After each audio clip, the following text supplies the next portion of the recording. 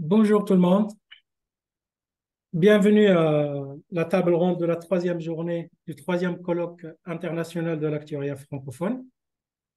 Cette table est animée par l'Association marocaine des actuaires. Mais tout d'abord, avant de commencer, j'aimerais dédier nos pensées et nos prières vers les victimes et leurs familles, les victimes marocaines et aussi les victimes libyennes de ces terribles catastrophes naturelles qu'on a vécues la dernière semaine entre le séisme et les inondations et les tsunamis. Voilà. Donc, nos pensées, vraiment, nos pensées et toute notre compassion va vers les victimes. Je propose, avant de commencer, un tour de présentation de nos différents participants.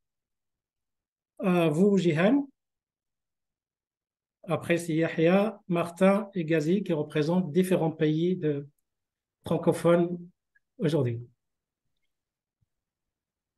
Jihan, Voilà. Merci Mohamed. C'est un plaisir de te retrouver en ligne déjà. On s'est rencontrés en mars au Liban. Et, euh, et voilà, je te retrouve maintenant, c'est vraiment un grand plaisir. Donc je me présente, Jeanne Antigo. Je suis chef de département de mathématiques au sein de l'Université Saint-Joseph de Beyrouth. Dans notre, euh, dans notre département, il y a la formation commune en actuariat avec l'Institut de sciences financières et d'assurance de l'Université Claude Bernard Lyon. Ouais. très Merci, bien. Mohamed. Maintenant, voilà. Maintenant, Yaya va prendre la parole, mais on collabore ensemble dans plusieurs projets de recherche. Très bien. Nous sommes honorés par ta participation. Merci. Bien sûr, je rejoins euh, nos pensées, je rejoins ce que tu as dit, Hamad, nos pensées vraiment aux deux peuples marocains et bien. Merci. Merci, Yahya, bonsoir à tous. Tout d'abord, merci Mohamed, merci Samuel pour cette invitation et l'organisation de cette table ronde sur un sujet fort intéressant. Avant de me présenter, je profite aussi, enfin, je me joins à vous pour présenter toutes mes condoléances au peuple marocain pour cette catastrophe, pour cette tragédie. Euh, alors, donc, du coup, moi, c'est Sali, je suis enseignant-chercheur à l'ISFA, donc à Lyon. Et je suis également actuaire certifié, membre de l'Institut des actuaires en France. Et voilà, donc du coup, je travaille sur pas mal enfin, en recherche, j'enseigne hein, à la fois en enseignement, mais aussi en recherche, je travaille sur des problématiques liées au risque biométrique, donc liées au risque de mortalité. J'ai eu la chance d'enseigner un peu partout ces thématiques, hein, donc dans pas mal de pays francophones. Et c'est un c'est ce que plaisir. j'allais dire avec ta casquette internationale. Tu pourrais être le représentant aujourd'hui de plusieurs pays. Merci, merci. Voilà, j'ai eu cette chance un peu d'enseigner et au travers aussi les partenariats qu'on a à l'ISFA avec pas mal j'allais dire, de formations dans des pays francophones, à la fois le Liban, il y a quelques temps, le Maroc, la Côte d'Ivoire, et puis il y a aussi quelques temps, on avait une formation en collaboration avec Dakar. Très bien. Martin, the floor is yours.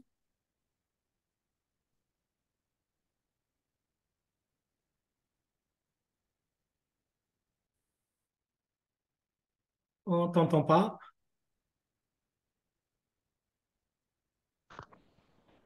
Ah, Ouais, maintenant, ça va mieux? ça va mieux. Merci merci pour votre invitation, Mohamed. Euh, j'ai un peu la même pensée que les autres participants. Mes pensées sont également avec le peuple marocain et libyen. Euh, Mon nom est Martin Labelle, je suis un actuaire canadien. Je suis membre de l'Institut canadien des actuaires. J'ai environ 25 ans d'expérience au Canada dans le domaine de l'assurance vie. Je travaille présentement chez le réassureur Swiss Re. J'ai occupé des rôles au niveau corporatif et présentement, mon rôle se concentre surtout sur les transactions qui peuvent optimiser notre capital à l'interne. Très bien. Razi, Bonsoir à tous. Désolé, donc, j'ai pas encore la vidéo. Mais tout d'abord, donc, toutes mes condoléances, hein, donc, pour vous, pour le peuple, tout le peuple marocain pour cette tragédie. Sinon, donc, je me présente, je suis actuaire et ingénieur en statistique. En fait, je suis aussi enseignant donc, à l'école polytechnique de Tunis. J'enseigne donc, bien évidemment, le module actuariat. Et j'opère, donc j'ai un cabinet d'actuariat en Tunisie et je suis consul. Nous assistons nos clients principalement sur les volets, que ce soit capital modeling ou les normes IFRS ou des travaux d'actuariat ou volet pricing. Donc, c'est dans ce genre de field que nous opérons. Merci. Très bien. De mon côté, Mohamed Belbaraka, je suis membre de l'Association marocaine des actuaires qui fête cette année sa 25e année. Je suis membre du conseil d'administration de l'association et je suis directeur technique d'une société franco-germanique spécialisée dans l'IRD, notamment dans l'immobilier. Donc, je suis un peu loin de la vie, mais j'ai une petite expérience de la vie quand j'étais au Maroc à Wafa Assurance. J'aimerais prendre 2 petites minutes pour, vu le drame qu'a connu le Maroc, pour corriger quelques titres de presse que je vois dans la presse francophone sur ce qui se passe au Maroc. J'aimerais juste rappeler que c'est le troisième colloque et le premier colloque il y a 2 ans, la table ronde animée par le Maroc était sur le sujet les grands chantiers marocains de l'actuariat. Et notamment, j'ai eu l'occasion de présenter la couverture contre les risques naturels au Maroc. Donc, aujourd'hui, mes pensées plus particulièrement vont vers nos amis actuaires assureurs au Maroc, pour qui cette épreuve va constituer en plus le baptême de feu du nouveau système de couverture contre les risques catastrophiques au Maroc. Oui, contrairement à ce qui est écrit un peu à gauche à droite, le taux de pénétration au Maroc de l'assurance est certes faible, comme d'autres pays africains et d'autres pays en développement. Nous avons un taux de pénétration de l'ordre de entre 3,5 et 4,5, selon comment on le calcule. Par contre, quand on dit que très peu de dégâts sont assurés, si je veux être provocateur, je dirais au contraire, 100% des dégâts sont assurés. Et je m'explique, et je n'aurai pas tort, je m'explique, car depuis le séisme de 2004 au Maroc, le Maroc a mené pas mal d'études avec l'aide de la Banque mondiale pour mettre en place un système de risk management des risques catastrophiques. Notamment une révision de tout ce qui est code de construction, mais malheureusement, comme on sait, quand on a des codes de construction avec des normes parasismiques, ça s'applique uniquement aux nouvelles constructions et malheureusement pas sur le passé. Le Maroc aussi a mené pas mal de modélisation avec des cabinets internationaux sur la modélisation de risques catastrophiques. Donc, nous avons développé au Maroc des propres modèles notamment de tremblements de terre. Et en 2020, c'est là où je veux en venir, le Maroc a instauré une couverture contre les risques catastrophiques naturels et terroristes. Et cette couverture a la particularité d'être en 2 volets. Le premier volet, c'est un volet assurantiel. Chaque assuré au Maroc, et c'est vrai que la pénétration est faible, mais chaque assuré marocain a d'office une couverture contre les risques naturels qui est financée par une prime additionnelle sur son contrat. Mais là où c'est le plus important au Maroc, c'est qu'il y a aussi un volet solidaire géré par le fonds de solidarité contre les événements catastrophiques. Et ce fonds-là couvre toute personne non assurée, comme un fonds de garantie. Donc, ce fonds-là couvre 20 millions de personnes à peu près et 6 millions de logements. Certes, c'est un fonds qui est financé par une taxe parafiscale. Et ce qui est intéressant, c'est que ce soit le système privé assurantiel ou le système de ce fonds de solidarité, ils sont constitués en 3 étages. Notamment, le 3e étage, c'est un système de réassurance internationale. Donc, les 2 fonds représentent à peu près entre 800 et 1 milliard de dollars. Donc, ça, je pense malheureusement que le coût de ce sinistre va dépasser ces montants-là, mais sachez au moins qu'il y a une première couverture assurantielle qui est de l'ordre de 300 millions de dollars pour l'aspect assurantiel et de l'ordre de 500 millions de dollars pour ce fonds de solidarité. Ceci dit, c'était juste dit. Et ce qui est intéressant aussi, c'est que le troisième étage de réassurance internationale est basé sur une réassurance paramétrique auprès de quelques grands noms du marché. Ceci est dit juste pour corriger certains messages comme quoi le Maroc laisse mourir son peuple, ce qui est totalement inexact. Ceci dit, on retourne à notre sujet du jour, qui est vraiment les tables de mortalité. Pourquoi ce sujet? Bah, on sort de la Covid. Avant la Covid, il y avait la canicule.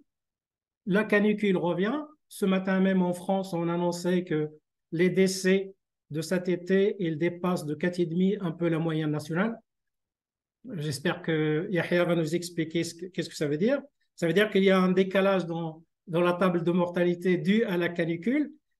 Dans d'autres pays, le sujet des tables de mortalité est très présent. Certains pays, comme on va le voir, essayent d'avoir leur propre table. Dans d'autres pays, on continue d'utiliser les tables françaises des années 60, comme au Maroc. Yahya m'a dit que le CIMA, ils ont leur propre table. Donc, si tu peux nous dire quelques mots. Et je sais que certains pays, comme l'Algérie, ils ont leur propre table depuis pas mal d'années maintenant. Voilà, donc, et l'idée de cette table ronde, c'est d'évoquer l'ensemble du sujet lié aux tables de mortalité, de la manière de les construire jusqu'aux défis actuels, qui sont les différents risques qu'on connaît, morbidité, surmortalité, voire quelques billets dont Razi reviendra dessus. Donc, nous allons démarrer avec l'expérience libanaise. Ça tombe très bien. Le Liban essaye de développer son propre expérience de table de mortalité. Jihan avec Yahya vont nous parler de ça.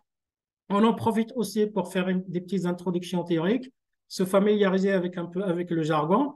On verra après l'expérience canadienne avec Martin. Et aussi avec Razi, on verra plutôt le billet opérationnel qui peut être introduit sur l'utilisation des tables. Voilà. Donc, Jihan, Yahya, the floor is yours. Parfait, merci. Merci Mohamed, merci. Je vais partager l'écran. Je vais commencer par remercier avant Samuel pour l'invitation avec Rita. Rita qui est la présidente de l'Association des actuaires libanais. Il m'a contacté il y a un moment donc avec Samuel pour l'invitation.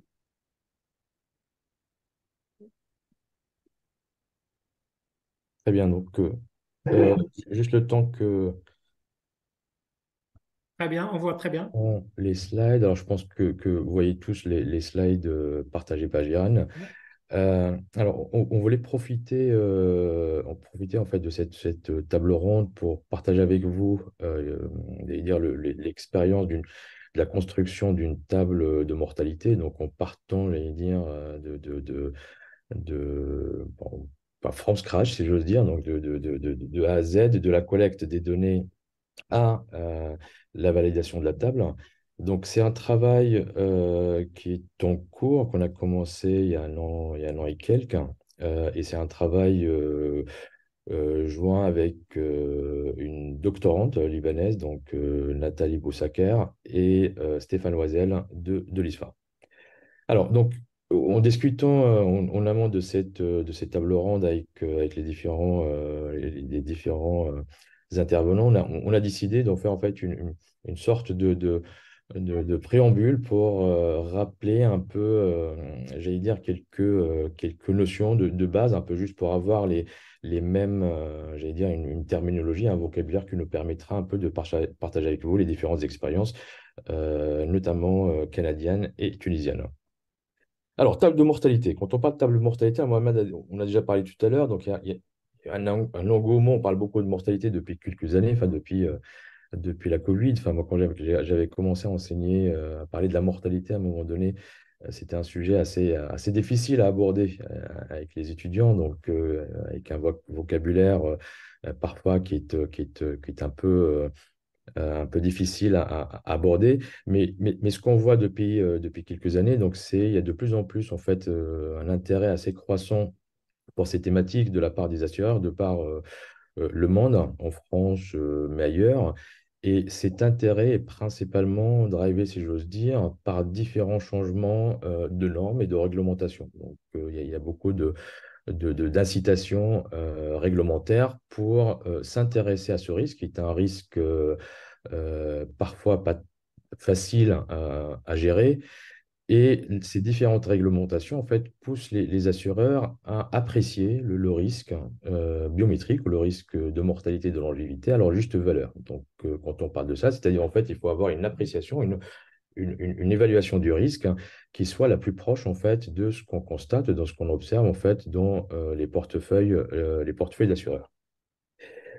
Alors, c'est ce qu'on va voir ensemble aujourd'hui, surtout sur cet exemple libanais, c'est que c'est pas j'allais dire, c'est pas un objectif, en tout cas, c'est pas une tâche assez simple, hein, parce que pour y arriver, il nous faut plusieurs ingrédients et parfois, malheureusement, ces différents ingrédients ne sont pas toujours à notre disposition et qui vont finalement soit orienter la façon d'apprécier le risque, hein, soit carrément aller chercher d'autres références qui nous permettent en fait d'émettre des hypothèses actuarielles. Alors, quand on regarde un peu ce qui se passe un peu dans la région, j'allais dire, enfin, en tout cas dans les pays francophones, l'expérience est assez diverse, hein. J'ai eu la chance d'enseigner en Tunisie, Algérie, Maroc et dans la région Sima-Cyprès, hein, mais aussi au Liban. Et en fait, ce qu'on voit dans ces pays, c'est qu'en fait, il y a un recours systématique à ce qu'on appelle une table de référence. Donc, une table de référence, ce que c'est une table qui a été construite sur une population de référence, qui peut être une population nationale ou une agrégation de populations d'assurés. Par exemple, l'expérience tunisienne, mais Razi nous en parlera certainement un peu plus, hein. Ils utilisent deux tables, donc une table en cas de vie, une table en cas de décès. Donc, c'est des tables qui ont été construites en 99 sur la base de la population nationale. En France, nous, ce qu'on utilise, c'est des tables plutôt construite sur un ensemble de populations d'assurés. Donc, en gros, il y a eu plusieurs assureurs qui ont donné accès à leurs données et qui ont permis de construire les tables, par exemple les TH et les TF 0002, mais aussi la TGH, TGF 0005. Alors, 0005, c'est quoi? C'est une table qui a été construite sur la base d'observations de la mortalité dans des portefeuilles entre 2000 et 2005. Donc en France, on a les deux tables, les TGH et les TGF. La différence entre les deux, c'est que les TH et les TF sont des tables qu'on appelle des tables périodiques, hein. C'est-à-dire qu'ils vous donnent la mortalité par âge. Donc la dimension temporelle n'existe pas. Donc en gros, si que le public est principalement composé d'actuaires, donc vous faites des projections. Quand vous faites des projections, ben, en fait, la mortalité de quelqu'un qui aura 65 ans dans 5 ans, ben, sa mortalité, c'est la mortalité de quelqu'un qui a 65 ans sur votre table de mortalité, c'est-à-dire aujourd'hui. Donc, il n'y a pas d'évolution, donc on ne prend pas l'évolution temporelle de la mortalité en compte, contrairement à la TGH ou la TGF, qui sont des tables de mortalité destinées à tout ce qui est viager. Donc, et ce sont des tables qui comportent cette dimension temporelle, c'est-à-dire en fait que la mortalité va dépendre à la fois de l'âge de l'assuré, mais aussi de la date calendaire d'observation. Alors, ici, on va parler principalement des tables périodiques, hein, d'accord? Parce que les tables, j'allais dire les tables cohortes ou les tables générationnelles sont un peu plus compliquées à aborder, mais on en parlera comme on avait prévu avec Mohamed, on en parlera dans un second temps, enfin, ce fameux risque de longévité. Donc là, on va se focaliser principalement sur le risque de mortalité. Alors, rapidement, l'expérience dans d'autres pays, donc, est diverse et variée. Alors, Jeanne, si tu peux juste revenir à l'autre, hein. Donc, dans d'autres pays, en fait, les pratiques sont relativement les mêmes, c'est-à-dire on a des tables de référence qui sont mises à disposition des assureurs sur lesquelles on peut baser éventuellement une hypothèse actuarielle. Donc, ce qu'on disait depuis tout à l'heure, c'est qu'en fait, là, de plus en plus d'assureurs essayent en fait de construire ce qu'on appelle des tables d'expérience. Donc, ce sont des tables qui sont construites sur la base de sinistralité dans leur propre portefeuille. Donc, pour être au plus près en fait du profil de risque de leurs assurés. J'ai un- c'est Donc, ces tables d'expérience, par contre, pour les construire, ben, en fait, généralement, on a deux problèmes. Le premier problème, c'est un problème, je vais commencer par le deuxième là, sur les slides, hein, c'est le problème de taille. Donc, alors, malheureusement, pour la construction de tables de mortalité, la taille compte.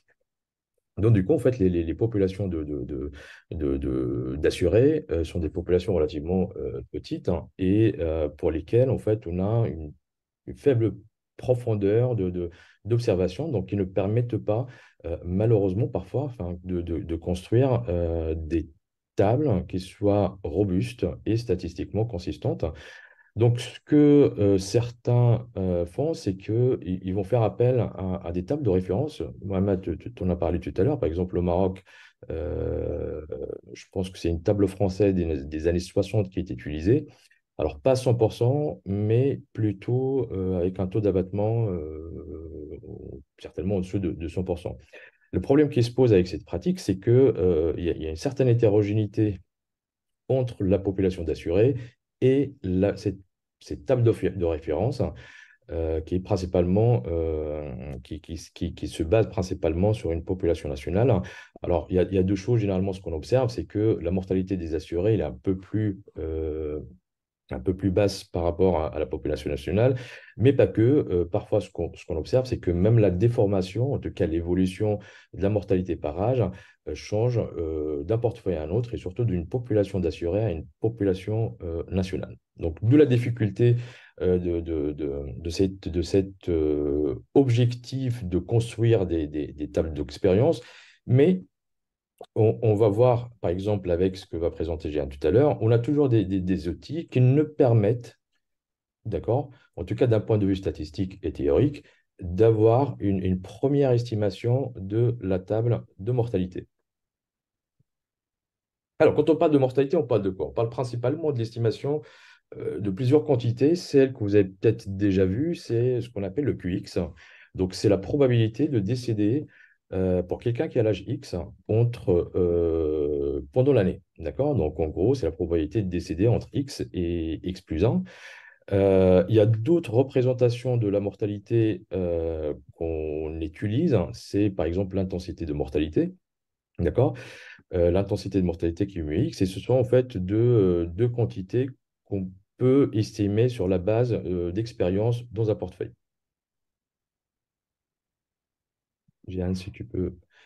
Donc, cette expérience, justement, donc en fait, quand vous observez un portefeuille d'assurés, vous avez principalement des individus pour lesquels pour certains, vous avez observé malheureusement un sinistre, hein, autrement un décès, et pour d'autres qui vont survivre au-delà de la date d'arrêté d'observation. Autrement, donc c'est ce qu'on appelle une donnée incomplète, autrement dit une donnée censurée, c'est-à-dire ce sont des gens pour lesquels on n'observe pas le décès.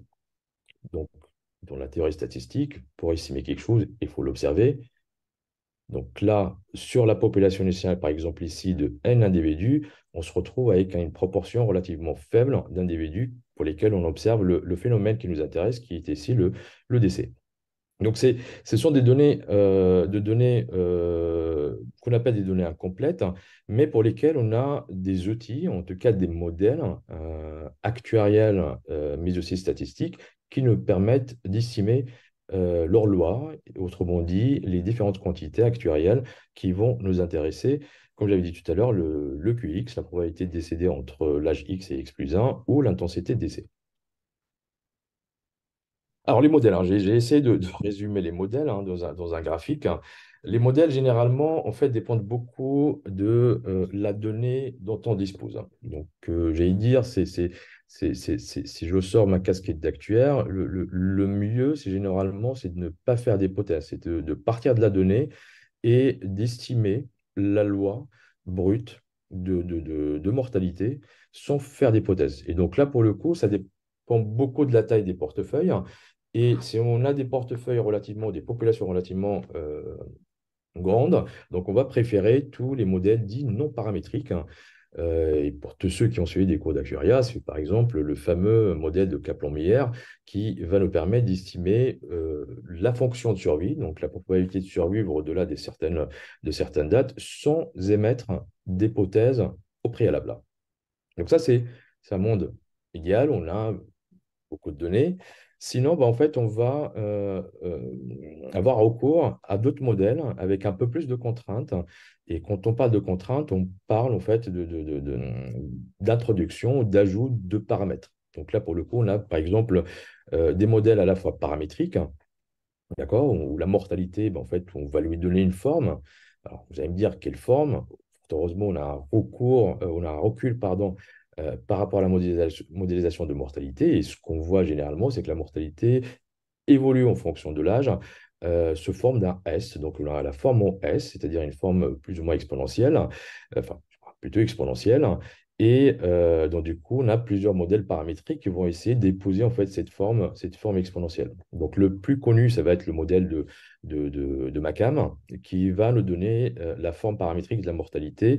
Et donc, ce genre de modèle, généralement, nécessite un peu moins de données pour les estimer.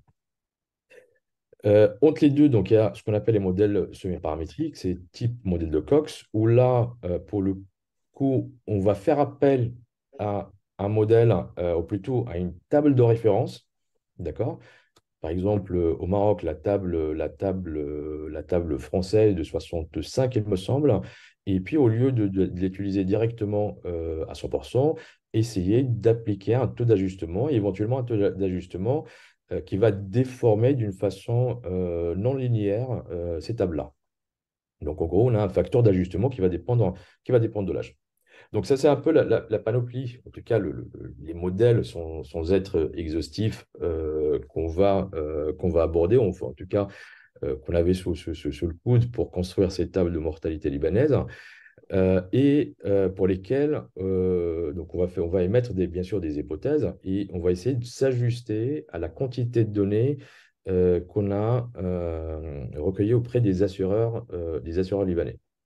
Donc, souvenez-vous, c'est dans un monde où on a énormément de données, donc on va passer par le modèle de Kaplan-Meier. Bien sûr, là, la réalité est tout autre chose. Ou sinon, on va passer par des modèles paramétriques ou semi-paramétriques. Et bien sûr, il y a comment dire, il y a des situations où on va avoir des combinaisons, par exemple, entre un modèle non paramétrique de type Kaplan-Meier et un modèle paramétrique. Donc, dans un premier temps, on va essayer d'estimer la loi brute, hein, qui va avoir un défaut qui ne sera pas lisse, et donc du coup, qu'on va essayer de lisser dans un second temps par un modèle paramétrique. Alors, je vais passer cette slide-là et je vais essayer de ne... Enfin, je vois le temps passer. On va toujours revenir et éventuellement, si vous avez des questions, n'hésitez pas à les poser. Alors, je ne sais pas si il y a déjà des questions. Ahmed, on prend les questions tout de On suite. a déjà une première question que je généraliserai après. Donc, vu la taille des portefeuilles, est-ce que la calibration d'un taux d'abattement sur les tables de référence est une approche viable? Tout à fait, tout à fait. Donc, en fait, c'est un peu, j'allais dire, une pratique tout à fait viable. C'est une pratique qu'on voit un peu partout, même en France. Enfin, et un peu partout pareil, enfin, ou ailleurs. Donc, par exemple, en Angleterre, c'est parfois ce qui est utilisé, c'est-à-dire pour certains portefeuilles, pour le coup, qui sont relativement petits. Donc, ils ont recours à des tables de référence. Et là, pour le coup, en fait, ce sont des tables de référence proches de la population, de la sous-population. C'est-à-dire, en Angleterre, par exemple, ou même en France, on ne va pas aller chercher une population exogène. On va se contenter en fait d'une population, enfin d'une table de référence qui a été construite sur la base de la population nationale. Et justement, c'est un peu ça l'objectif. Je laisserai Jeanne en parler. C'était ça l'objectif au Liban, c'est de créer une table de référence pour le marché libanais qui va servir de référence. Et donc, bien sûr, sur laquelle on va appliquer un taux d'abattement parce que, j'allais dire, le profil de risque des assureurs, des assureurs n'est pas le même. Donc, chacun a une population différente et très hétérogène de l'autre. Donc, il ne prendra certainement pas la table à 100%, mais plutôt il va lui appliquer un taux d'abattement qui lui permet en fait d'être au plus près de sa population. Ok, je propose de continuer. On prendrait l'ensemble des questions à la fin. Comme ça, on est sûr de passer dans toutes les présentations. Très bien. Allez-y. Voilà. Merci Yaya, merci Mohamed. Donc, comme a dit Yaya, et comme a dit Mohamed, certains pays, dont le Liban, n'ont pas eu de mortalité au pays. Au fait, ce que l'on fait, ce que font les différentes compagnies d'assurance, généralement, elles utilisent la table anglaise de 1980.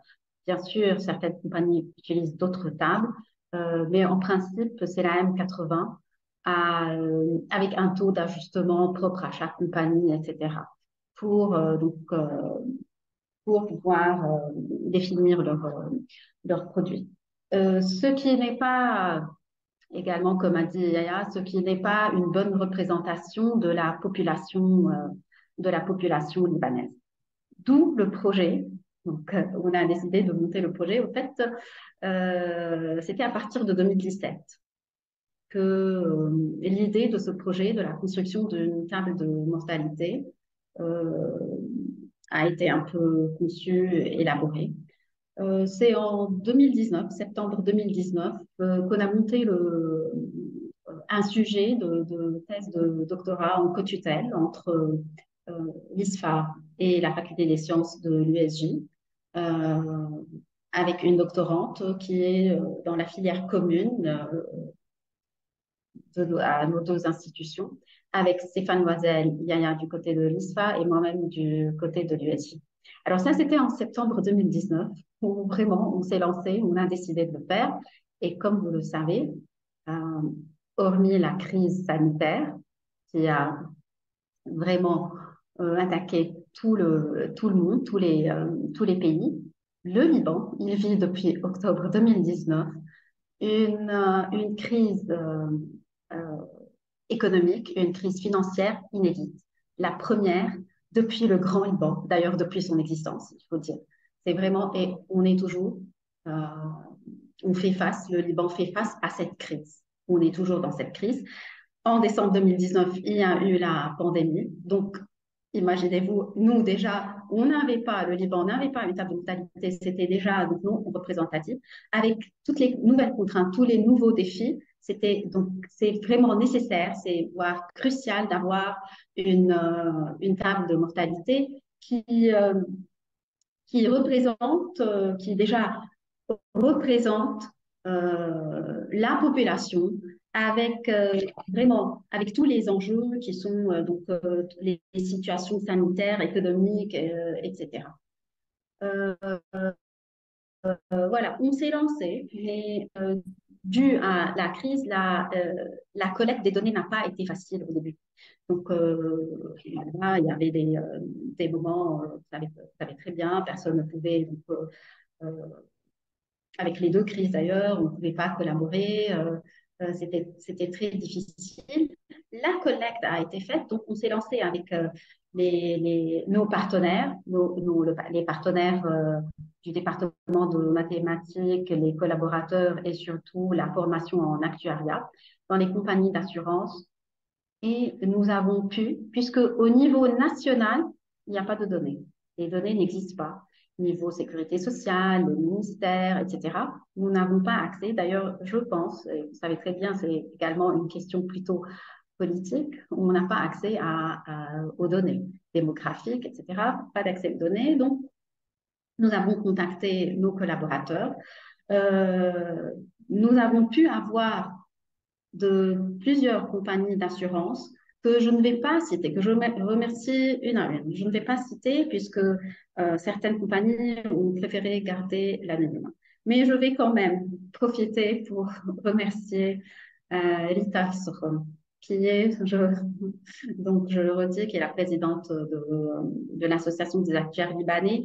Je la remercie ainsi que la compagnie dans laquelle elle occupe le poste de directrice des opérations, avec le directeur général de la compagnie, M. Pierre Sebalani, qui vraiment, tous les deux nous ont aidés. Merci pour le soutien, pour l'aide, etc. Je remercie aussi, je ne peux pas ne pas le faire, M. Ronald Chedia, qui est membre et actuaire, qui est membre de l'Institut des actuaires français, également pour l'aide dans la collecte des données. Voilà, donc ça c'est pour la collecte des données qui n'a pas donc, été facile. Et comme a dit Yaya, c'est donc les données, comme on va le voir, c'est une petite taille.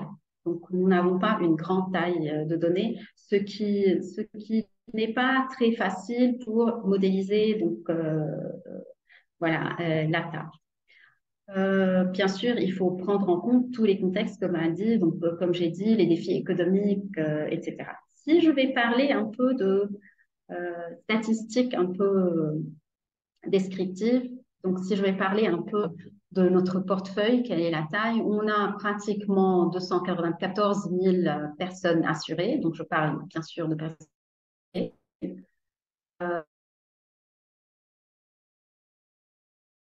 personnes décédées. Et nous avons commencé, donc le début d'observation, c'est à partir du 1er octobre de l'an 2000 et nous avons arrêté le début juin 2021. Nous avons commencé par, comme j'ai dit, une étude statistique pour pouvoir décider quelles méthodes adapter, quelles sont les méthodes proposées déjà par ce que Yaya vient de présenter, quelles méthodes proposer avec certainement la construction de la table avec un taux d'abattement propre à chaque compagnie pour représenter sa population à lui, avec un lissage de plusieurs, de la méthode que nous allons faire.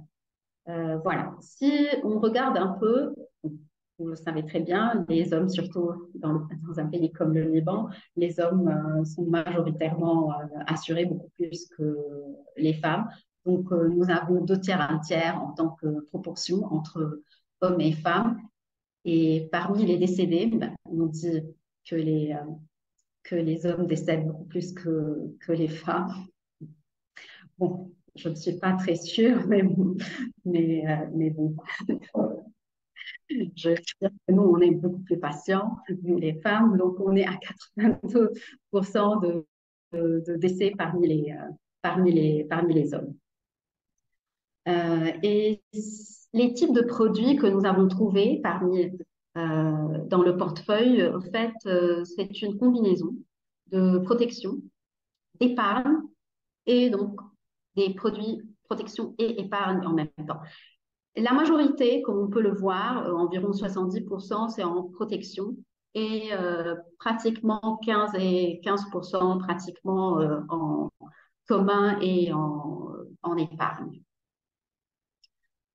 Les principales causes de décès. Au fait, quand on a discuté, donc le sujet, donc l'idée de la table de mortalité, c'était l'impact de la crise et l'impact de la crise sanitaire. Bien sûr, ça c'était l'idée avec ce qui a été discuté avec Mohamed. On peut voir qu'il ne faut pas oublier que nous, c'est pratiquement, on a arrêté, donc, comme j'ai dit, en 2021.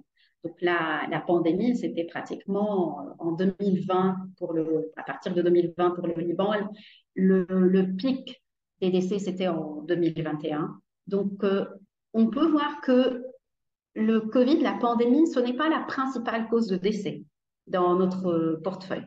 Ceci étant, on nous annonce un nouveau variant de Covid. Il y a pas mal de pays qui déjà nous disent qu'il faut faire attention, etc. Donc, on ne sait pas s'il y aura également des décès supplémentaires dus au Covid, mais la table va être construite de façon à faire une adaptation avec toute nouvelle, donc déjà pour prévenir toute nouvelle crise et s'adapter aux nouvelles données. Mais on peut voir par contre que la principale cause de décès, ce sont les maladies cardiaques.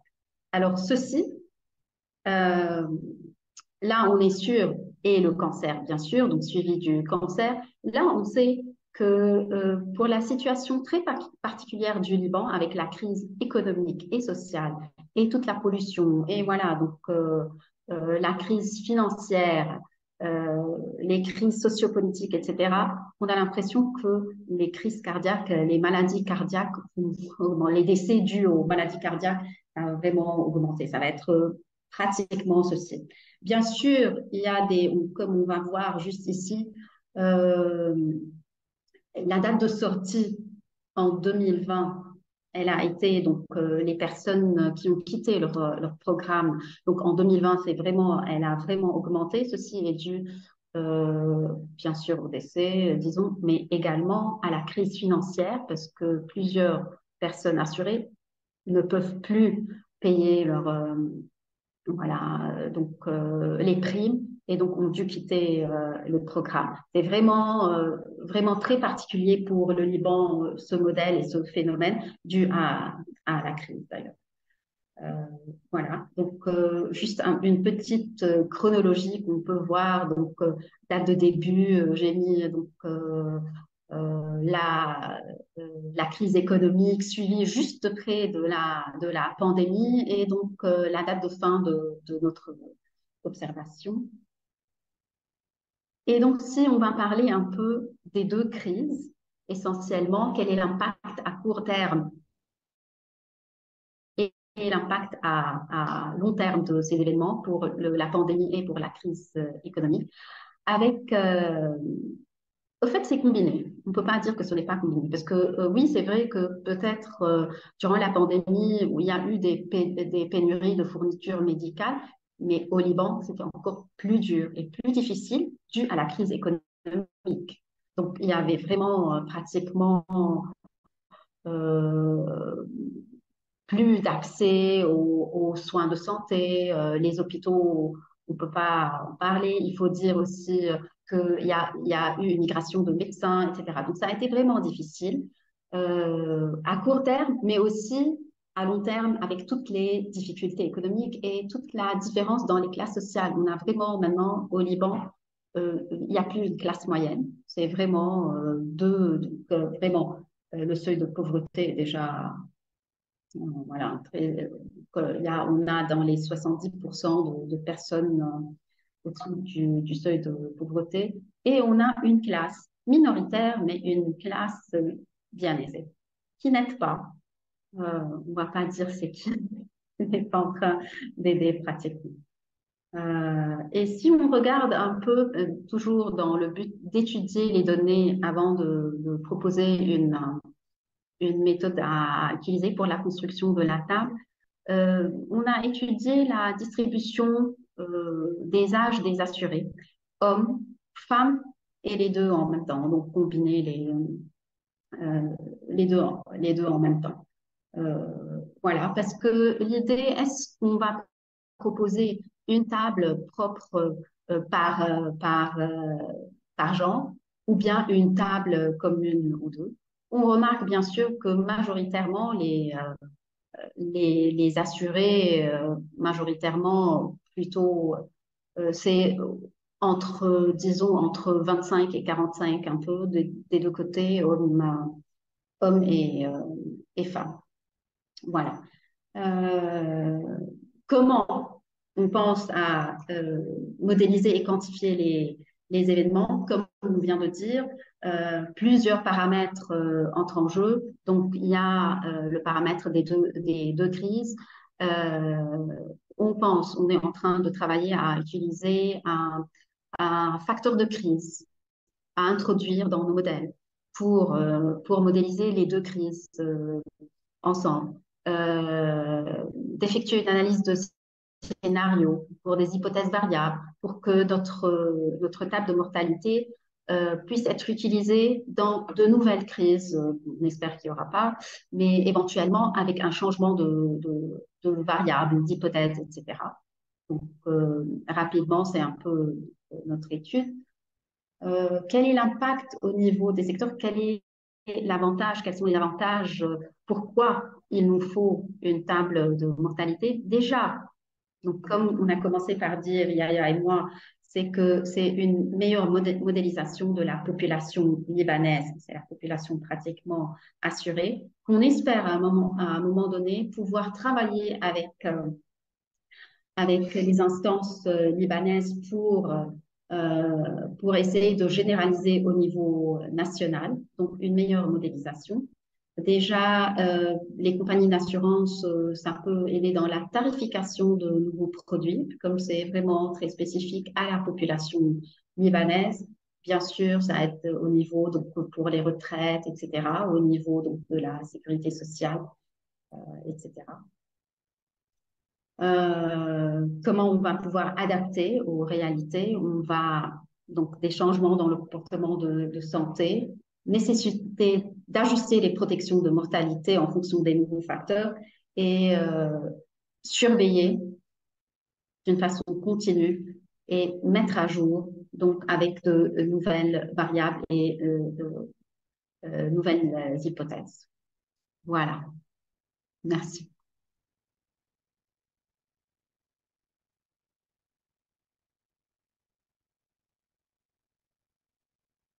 Et, Mohamed, on ne t'entend pas parce que Ouais, c'est... ouais. merci, docteur Jehan. Avant de passer à Martin, nous avons beaucoup de questions, mais on va les laisser vers la fin. Juste un petit mot, tu as parlé de la crise au Liban. Juste un petit mot, quand je discute avec des amis libanais, on parle, le Liban va être résilient. Moi, je dis juste, face à la crise, mais moi, je dis juste qu'il y a un grand mathématicien libanais qui a inventé la notion de l'antifragilité. Donc, c'est docteur Nassim Taleb. L'antifragilité, c'est les systèmes qui apprennent des crises et qui reviennent C'est encore plus forts qu'avant la crise. C'est un économiste qui a donné plusieurs conférences, d'ailleurs, durant la crise, Dr. Taleb, exactement. Nous sommes résilients, ça c'est sûr. Vous serez plus que résilient, donc antifragile, vous serez plus fort qu'avant la crise, Inch'Allah. Inch'Allah. Il faut ajouter, j'ai oublié de citer, il y a encore les crises, il y a encore les crises naturelles. Bon, on n'a pas vécu ça. On a vécu en février d'ailleurs avec le séisme en Turquie. Nous, on a Oui. ressenti. Mais on espère, comme également le Liban, il est à risque de séisme. Beyrouth a été déjà détruite à un moment donné. Donc, on espère qu'on va être épargné en ce moment. Très bien. Merci. Donc, je dis aux participants, on ne va pas oublier vos questions, on va y revenir. Martin, à toi. Merci. Je vais essayer de partager mon écran.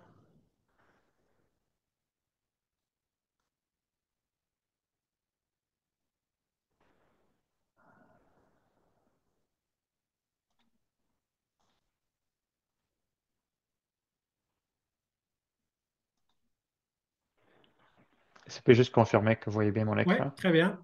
Très bien. Excellent. Alors, j'ai préparé quelques diapositives en tant que membre représentant l'institution canadien des actuaires. Au Canada, c'est l'ICR, l'Institut canadien des actuaires, a un programme de recherche, attendez un instant,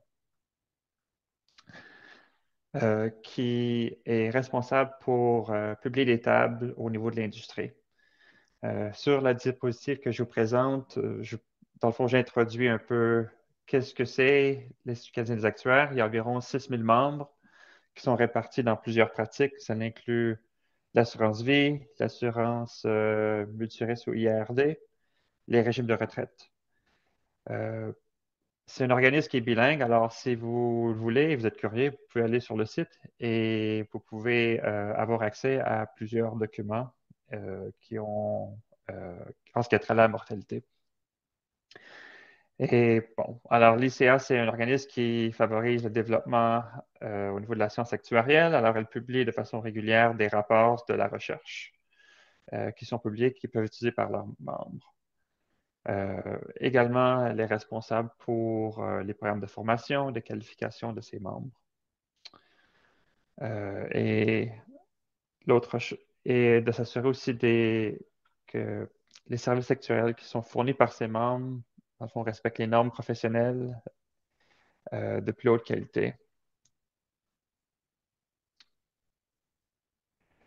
Maintenant, si on On se concentre sur la direction de la recherche à l'ICA. Elle est responsable pour la gouvernance et la gestion des projets de recherche.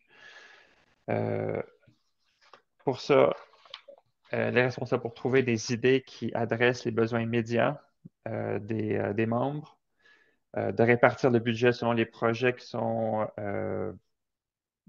qui doivent être prioritisés et créer des comités de volontaires pour appuyer la recherche. Et par la suite, en dernier, c'est de distribuer le contenu de la recherche à ses membres. Au niveau des tables de l'industrie, sont publiées environ à chaque 10 ans. On a de nouvelles tables. Alors, ce n'est pas chaque année qu'on développe des nouvelles tables. Elles sont basées sur l'expérience qui sont fournies par les compagnies qui participent au développement. En général, au Canada, les sociétés sont ouvertes à partager leurs données. Alors, alors elles partagent leurs données avec un responsable de la recherche. Ces données sont confidentielles, alors elles ne sont pas partagées avec tout le monde. Et puis par la suite, bon, celui qui est chargé de la recherche peut utiliser ces données pour faire une étude et proposer une nouvelle table. Présentement, on a 3 tables qui sont nos plus récentes. Alors, on a une table au niveau de l'assurance vie individuelle, une table au niveau des rentes individuelles et une table au niveau des rentes collectives. Au niveau de l'assurance individuelle, ce que je voulais ajouter, c'est que on a différents produits au Canada. Alors, on a les produits qu'on appelle l'assurance temporaire. Alors, ce serait une période qui est prédéterminée quand on achète le contrat. Et on a aussi des produits qui sont permanents. Alors, c'est pour la vie. Les produits permanents ont une composante, dans certains cas, qui est reliée à l'épargne. Alors, différents individus, selon leurs besoins, vont acheter différents produits et peuvent avoir une expérience différente. La même chose au niveau des rentes. Les gens qui achètent des rentes avec un montant mensuel qui est plus élevé ont tendance à avoir une meilleure mortalité. Avant de continuer, ce que je voulais aussi ajouter, c'est que le marché canadien, c'est un marché quand même assez mature. Alors, on a une faible croissance. Les produits qui sont vendus sont souvent inspirés de ceux qui sont vendus aux États-Unis, au UK.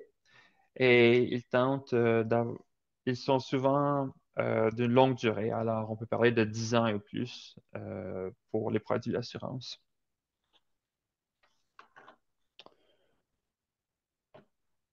Au niveau de la dernière table de mortalité qui a été publiée en 2022, c'est une table qui a été publiée selon l'expérience de l'industrie entre 2009 et 2019 pour tous les produits d'assurance vie individuelle au Canada. Cette table inclut une période de sélection de 20 ans. Alors, durant cette période, la mortalité observée est généralement plus basse dans les années juste après l'émission de la police par rapport aux années subséquentes. On a un total de 16 tables qui sont publiées quand on parle de la table de 2014. Alors, on a des tables qui sont spécifiques par sexe, par statut de tabagisme, et on a des tables qui sont créées à la fin à l'âge le plus proche ou au dernier anniversaire. Dépendamment des compagnies dans l'industrie, certaines compagnies préfèrent utiliser l'âge le plus proche ou le dernier âge. Alors, ça crée des tables qui sont un petit peu différentes. Quand on lit le rapport qui supporte le développement de la dernière table, il y a une problématique qui est soulevée. Et puis, c'est relié au fait que, bon, ce n'est pas toutes les polices qui ont la même taille. Alors, étant donné que ce n'est pas nécessairement uniforme, il y a certaines techniques qui sont utilisées pour essayer de diminuer le poids que certaines polices peuvent avoir quand on fait l'analyse. Alors, dans la dernière étude, toutes les polices qui avaient une couverture de 1,5 million de dollars canadiens ou plus étaient limitées à 1,5 million de dollars pour ramener les choses à un niveau plus homogène.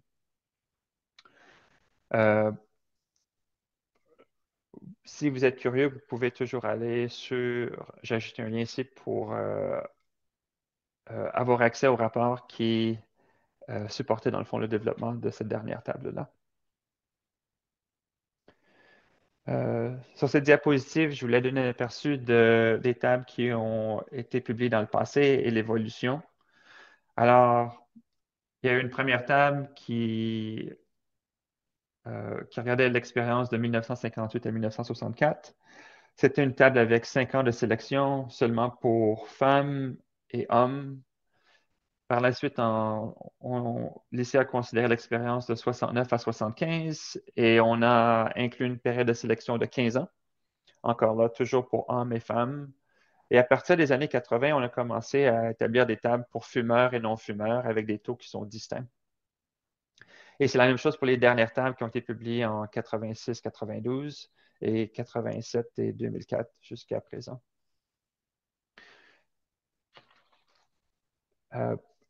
Avant de passer à la diapositive suivante pour vous montrer la tendance des taux de mortalité, je voulais aussi souligner que l'ICA publie un rapport annuel sur la mortalité des produits d'assurance vie. C'est un rapport qui inclut de l'information à un niveau assez détaillé où on peut voir des ratios par rapport aux tables d'industrie pour différentes caractéristiques. Alors, par taille de police, ce qui fait en sorte qu'on peut identifier l'impact des facteurs socio-économiques par type de produit, par durée, par âge atteint, par cause de décès. Sur les diapositives suivantes, ce que j'essaie d'illustrer, c'est dans le fond les QX pour un homme de 45 ans à l'émission et comment la mortalité est projetée si on prend juste les taux de la table. C'est sans l'amélioration de mortalité à travers les années. Et ce qu'on peut voir clairement, c'est que la table de 2014, qui était la dernière qui est publiée, dans le fond, a les taux qui sont les plus bas jusqu'aux âges qui sont très, très avancés. Quand on regarde les taux de mortalité ici, et puis qu'on les a du début à la fin, c'est quand même assez difficile de pouvoir faire une analyse détaillée. Alors, sur les diapositives suivantes, ce qu'on peut voir, c'est que ici, j'ai limité les âges de 45 à 85. On peut clairement voir ici que la mortalité a diminué beaucoup entre l'âge de 60 et 85 à travers les différentes tables qu'on a développées pour un homme non-fumeur. Par la suite, ce que je vous montre ici maintenant, c'est les âges avancés. Alors, les premières tables ici ont été développées avec un âge ultime de 101 ans. Alors, on assume dans le fond que tout le monde est décédé à cet âge-là.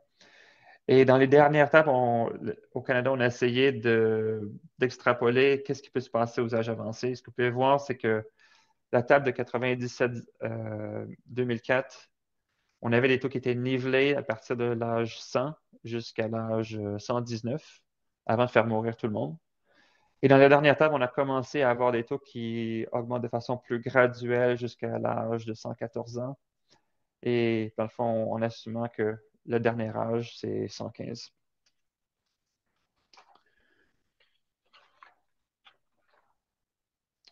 Si je vous parle des enjeux présents et du futur au niveau de la direction de la recherche, l'ICA, dans le fond, a un programme, a révisé son programme de recherche dans les dernières années et en 2022, on a essayé d'arriver avec une structure plus définie pour améliorer la cohésion de différentes initiatives. Alors, la recherche dans le futur au niveau de l'assurance vie est divisée en 3 piliers. On parle de la mortalité, de la morbidité et des comportements des assurés. Pour ce qui est de la mortalité, l'ICA a commencé à explorer l'utilisation des méthodes non traditionnelles. Alors, si on parle de modèle GLM, en anglais, on parle de machine learning ou de AI. Alors, présentement, il y a un sondage qu'on conduit auprès d'associations étrangères et on essaie de déterminer quelle est notre ligne directrice pour le futur en termes de faire des études d'expérience et si on peut utiliser des méthodes non traditionnelles. Quand on parle de table de mortalité, il y a quelques sujets que je n'ai pas élaborés en grand détail aujourd'hui, mais qui sont importants. Souvent, on parle de crédibilité. quand on a un nombre faible de décès, quand on veut l'attacher à une table d'industrie. Alors, quelle méthode de crédibilité on doit utiliser? Il y en a plusieurs sur le marché. L'amélioration de mortalité, est-ce que la mortalité aujourd'hui sera la même que dans le futur? Ben ça dépend de plusieurs choses. Il y a l'amélioration au niveau de notre système de santé, mais il y a le fléau de l'obésité. Chez nous, on parle aussi de la crise d'opioïdes.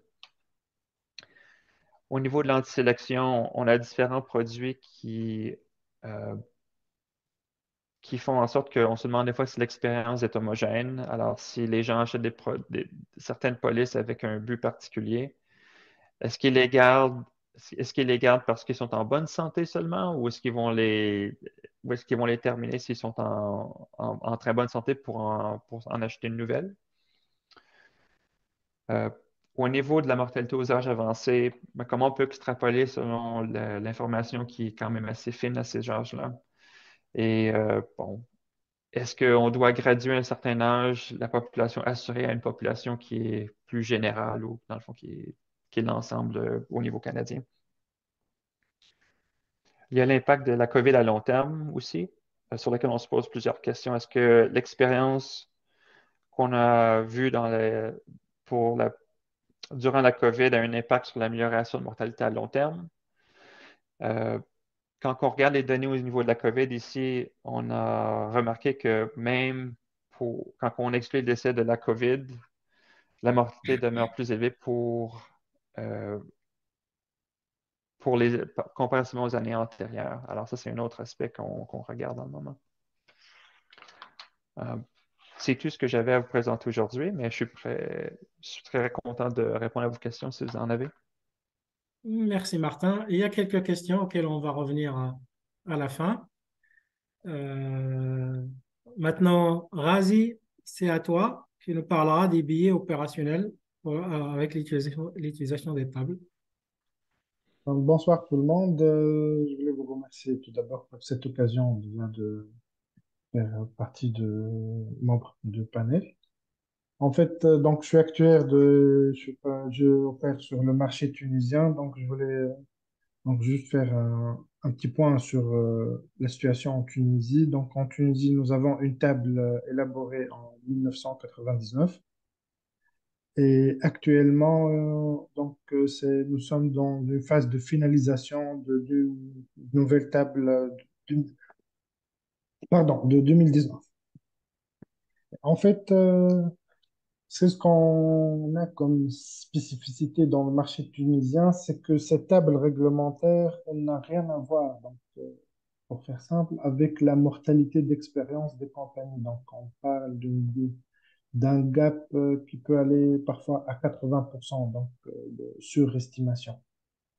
D'où en fait, la nécessité en Tunisie pour les travaux économiques ou même pour les projections, les fins de budget, ainsi de suite, de faire recours de manière systématique à des tables d'expérience. En fait, donc le défi majeur en Tunisie, c'est que le marché, pratiquement, nous avons une forte disparité déjà entre les compagnies en termes de maturité et en termes de données. Donc, et la deuxième spécificité, c'est la taille. Donc, c'est un marché qui est entre deux guillemets fragmenté. Nous disposons de 24 sociétés, dont à peu près 10 qui opèrent sur l'activité vie. Et en fait, lors de l'élaboration des tables d'expérience, nous faisons face majoritairement au défi de la taille. Et du coup, comment on est en train donc de réconcilier la problématique du taux de la taille, c'est que en fait on fait généralement des approches hybrides. C'est qu'on fasse les tables d'expérience selon des approches non paramétriques, que ce soit Kaplan-Meier ou les approches semi-paramétriques. Mais en fait, on regarde de l'autre côté, donc c'est ce qu'on va appeler donc l'approche théorique, mais finalement on suit donc la mortalité d'une manière empirique. Donc, on suit sur l'aspect générationnel, donc génération par génération, sur le plage d'âge de, disons, comme on l'a évoqué, donc, disons de 25 à 45%.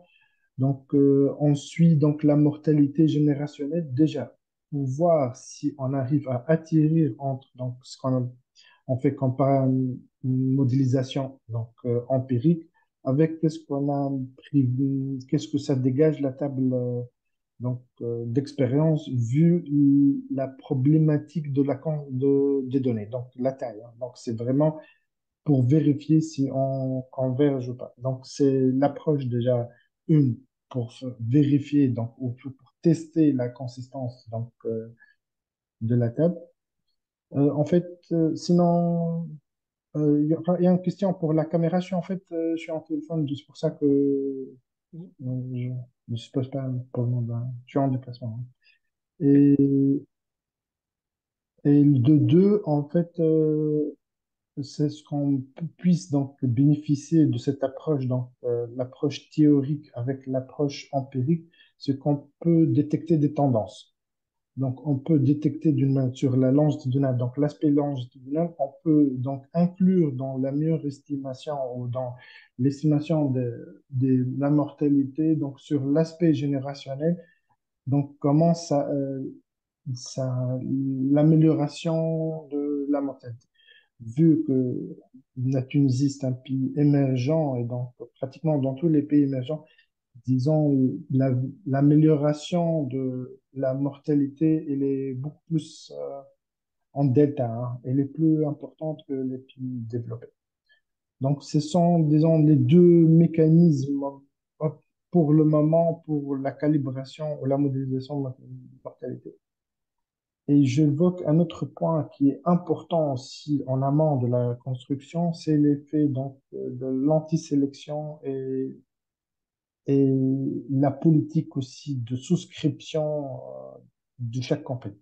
En fait, même la politique de souscription, même la sélection médicale, comment une compagnie peut accepter des polices, elle influe de manière notable, ce qui est le cas en Tunisie, et ça peut même faire une disparité entre deux compagnies de la place, vu qu'ils n'ont pas donc la même appétit ou la même politique de souscription. Donc, ce sont ces deux points qu'on fasse super attention par rapport à la calibration et pour même si on veut benchmarker ou par rapport à une table de référence. Donc, ce sont disons, les volets opérationnels qu'il faut traiter en amont, qu'on puisse estimer au mieux la mortalité infinie. Très bien. Ce sera tout. Merci, Razi. Nous allons maintenant revenir aux questions des participants et on en a pas mal. Euh, il y a une question qui revient, c'est peut-être pour Yahya ou pour Martin ou pour Dr. Jihan aussi, la taille de l'échantillon. Quelle est la taille minimale? C'est-à-dire, on peut se poser la question dans pas mal de domaines, même pour faire un tarif en automobile. Quelle est la taille idéale ou quelle est la taille minimale qui permet de monter des tables ou de faire des vraies observations sans biais? Au Canada, il y a un papier de recherche qui a été publié il y a plusieurs années, et puis le, le chiffre magique, c'est 3007 décès. D'accord, c'est plutôt par le nombre de décès. Et on peut remonter à la population initiale. Donc, Quand on regarde l'expérience d'un groupe ou un sous-groupe, normalement, c'est le chiffre magique qu'on utilise encore plusieurs fois. C'est basé sur une distribution de poissons. Je mais suis là, pas on est. vraiment le. Ça fait plusieurs années que j'ai eu mes cours de statistique à l'université, mais il y a une distribution et puis bon, dépendamment de quoi, c'est du degré de confiance. Bon, ben, ça peut diminuer ou augmenter le Exactement. nombre de décès. Mais ce que je veux dire, 3000 décès, pour remonter la population, si on dit qu'il y a combien il y a 3 pour 1000 le nombre de décès ou 4 pour 1000, on va se retrouver avec quasiment plus d'un million, plus de 10 millions de personnes, non?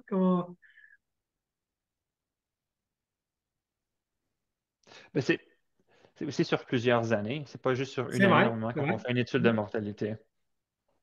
C'est vrai, oui, c'est vrai, il y a le facteur plusieurs années. Donc, si on observe sur 20 ans, la taille initiale peut être divisée par 20.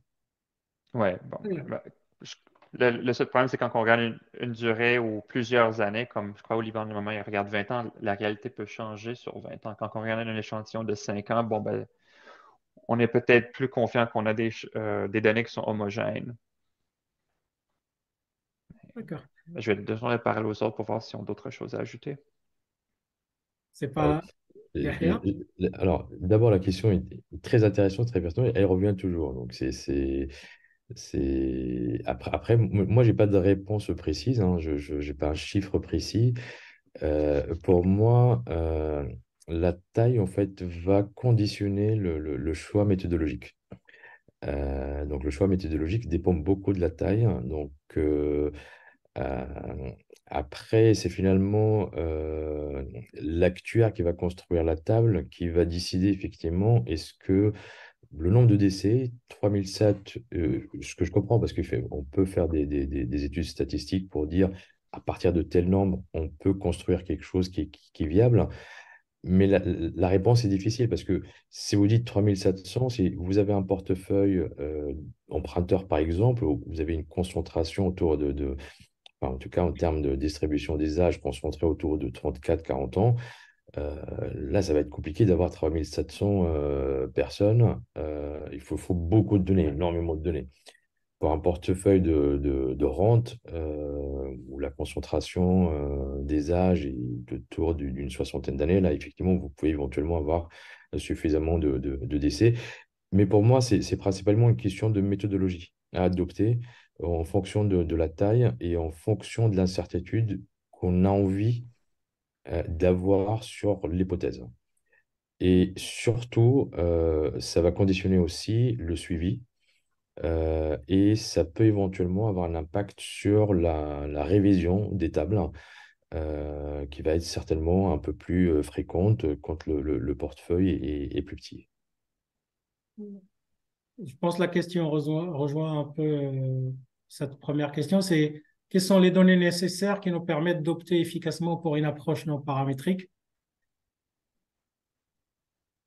Alors, paramétrique non paramétrique, enfin, globalement, les données dont on a besoin, c'est des données assez classiques en fait, qui sont les mêmes d'une étude de mortalité à une autre. Donc, c'est un portefeuille euh, avec pour chaque individu, en fait, au minimum, trois informations. C'est la date de souscription et puis éventuellement une date de sortie du portefeuille ou une date de censure avec la raison de sortie. Donc, en tout cas, ça peut être un rachat de contrat, ça peut être un décès ou ça peut être tout simplement la censure, c'est-à-dire que la personne était en vie à la date de clôture des observations.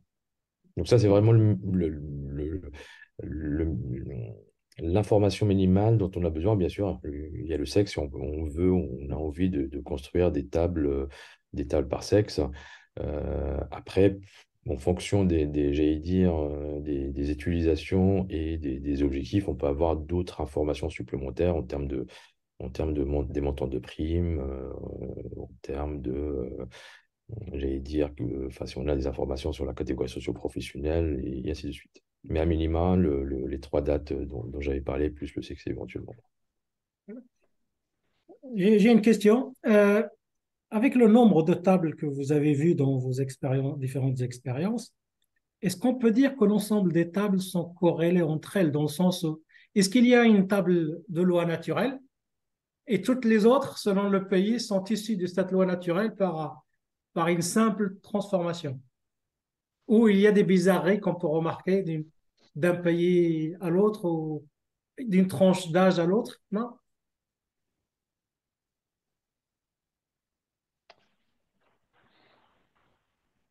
Mais juste en termes d'espérance de vie entre différents pays, elle est différente. Si je compare, on a tendance quand même de se comparer beaucoup à nos voisins du Sud, les États-Unis. Et puis, on sait que l'expérience de vie aux États-Unis, elle est moindre que celle du Canada dans la population en général.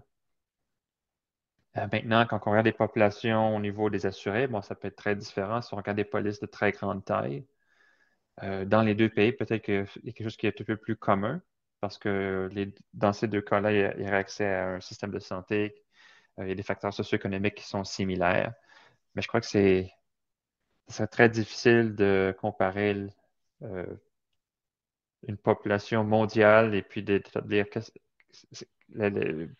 par des ratios très simplistiques, là, quelle serait la population, ce serait quoi la dynamique au niveau euh, de chaque pays. Si je peux ajouter quelque chose, enfin, ce qui est commun entre j'allais dire, les différentes tables de mortalité, c'est la forme, hein. On a toujours la même forme de mortalité. A priori, en tout cas pour la plupart des populations un peu partout dans le monde. Donc, on a une évolution de la mortalité en S, hein. Le QX augmente, malheureusement, avec l'âge.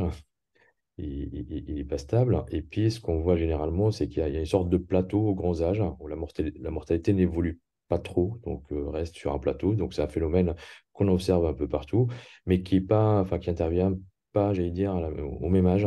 Donc, cela, ça dépend des différents pays, ça dépend de beaucoup de facteurs endogènes, exogènes aux différentes populations. Cette question pour Dr. Jihan.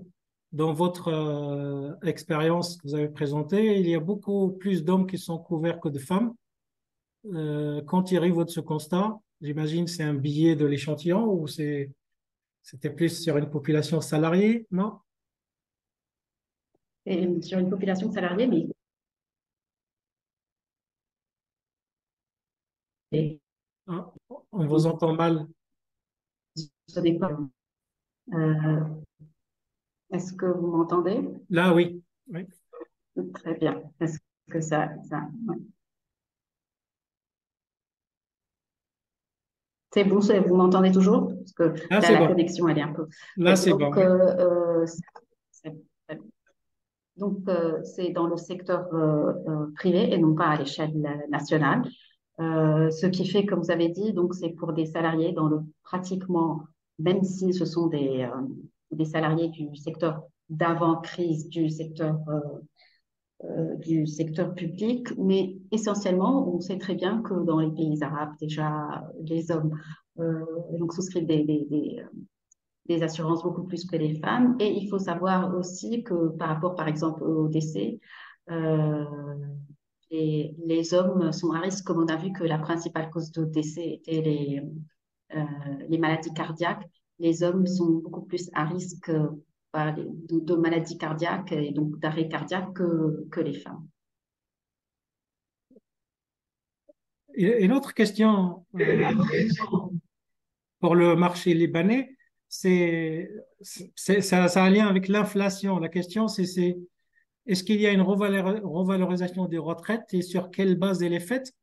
Parce que j'imagine que compte tenu de l'inflation, c'est quand même, je sais, si je juge parce que j'ai vu en France sur la revalorisation des retraites, notamment l'assurance auto, ça a posé beaucoup de problèmes et des compagnies ont cherché une réassurance spécifique sur ce changement de table. Euh, oui, très bonne question. Dans un pays, comme vous avez cité, France, qui ne subit pas une crise, comme j'ai dit, inédite. Bien sûr, on va reparler donc il y a une inflation, mais c'est une légère inflation quand même, pas comparée comme celle dont le Liban est en train de subir.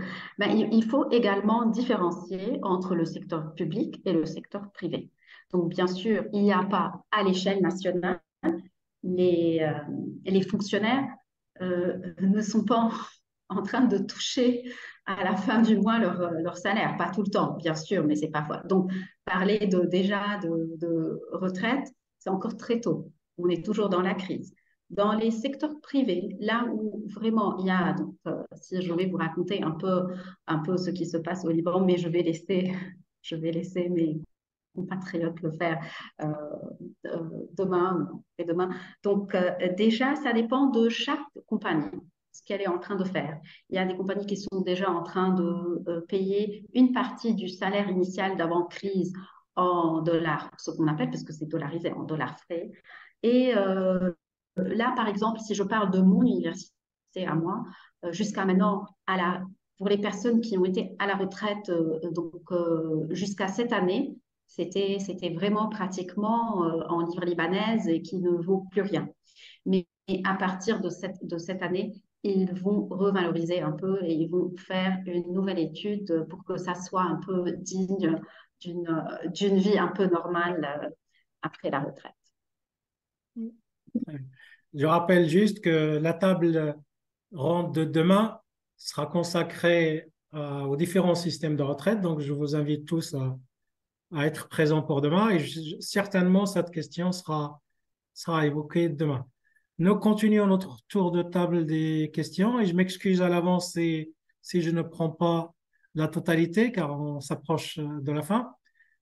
Une question, est-ce qu'on commence à observer les effets sur la mortalité des changements climatiques?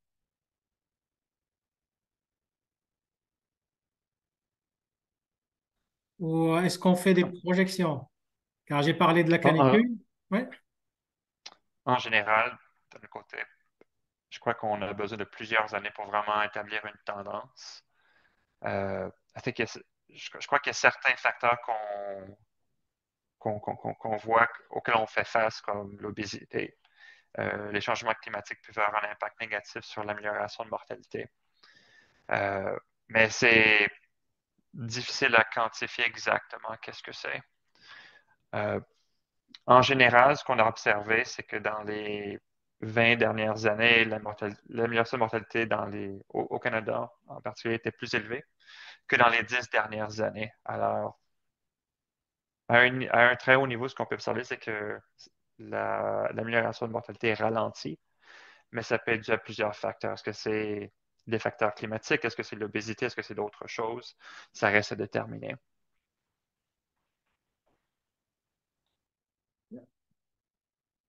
On va prendre une dernière question.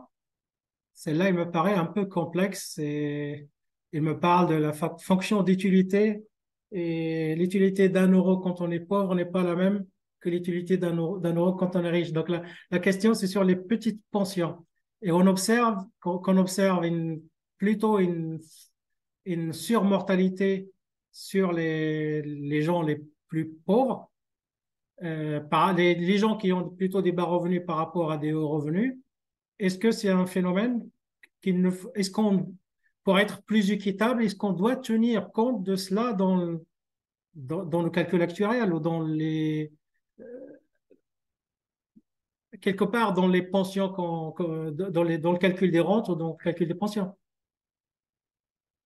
Alors, je ne sais Car pas si j'ai bien sinon, compris on est en train de voir une subvention de ce qui est dû aux petits revenus vers les grands revenus.